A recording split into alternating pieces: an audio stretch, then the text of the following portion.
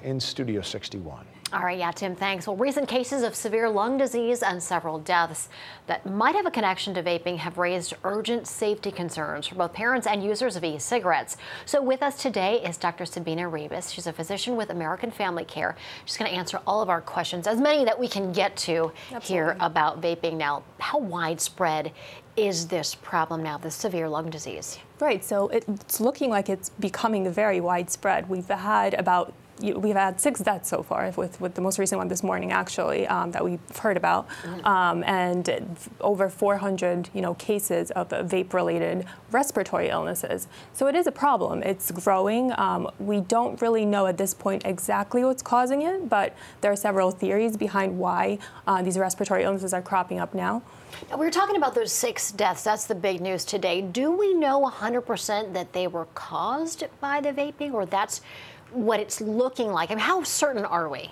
So most of the deaths preceding the one that we learned about this morning were actually young adults, or most of them were young adults that were, using vaping products. This recent one was actually a 50-year-old female who did have pre-existing conditions. So we are not sure, if that was definitely related, but we do know that she was actually, vaping as well. Now, the New York Health Department has come out and said that acetate, the vitamin E acetate, has been found in the products that the people who have become down with these illnesses, those products had vitamin E acetate. Tell us a little bit more about that. And is it looking like that could be a major cause? Yeah, so e-cigarettes actually use different liquids to vape, to create this vape. And vitamin E acetate is an additive or an oil that can thicken the vapor. Unfortunately, it's not FDA regulated at all. So basically, the vitamin E acetate, we don't know what enantiomer or what molecular structure these vitamin E acetates have. Some have been shown in studies to actually cause inflammation in the lung and capillary leaks. So that's one theory. Also, cuticle wax is found in plants that may be added, such as cannabinoids or cannabinoid oil that is added to the liquid can have an effect as well. Do we know what vaping products have the vitamin E acetate? Do all of them, some of them? We're not quite sure yet. So often it is listed in the ingredients.